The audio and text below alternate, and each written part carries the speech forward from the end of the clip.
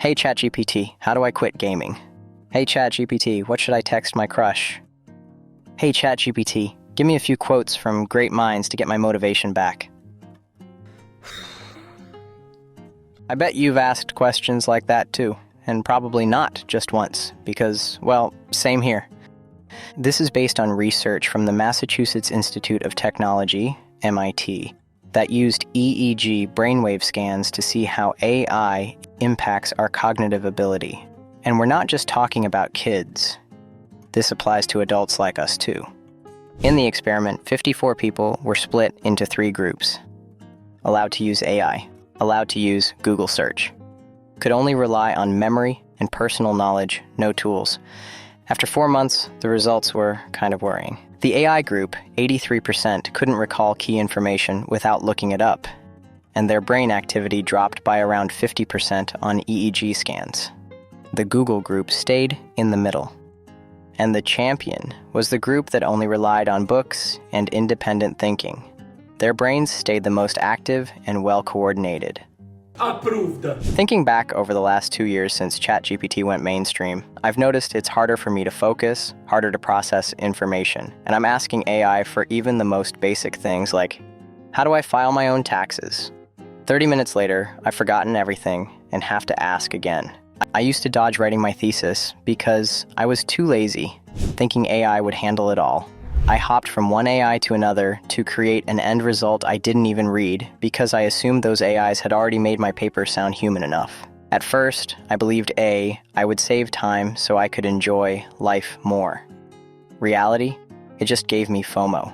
Everything became too easy to learn, too easy to find, and too many options. Don't know what to eat? Ask ChatGPT.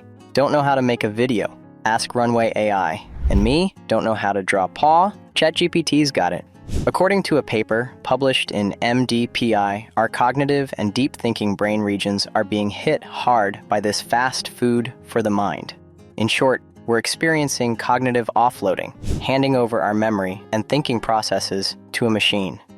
And the brainwave amplitude in the prefrontal cortex has clearly dropped. Along with that comes a shrinking mental RAM, working memory. When we keep leaning on ChatGPT, making us feel less creative than before, I've felt this myself more times than I'd like to admit. Sometimes my long-term memory takes a hit because finding information is just too easy. This effect existed even before AI. It's called the Google effect.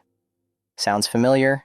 It's been around since we started relying on search engines instead of digging through books, but now it could be shaping our thinking in more serious ways. So how do you quit AI? I realized you can't, because even while researching the downsides of ChatGPT, I needed it to find a bunch of academic papers, and honestly, it helped a lot.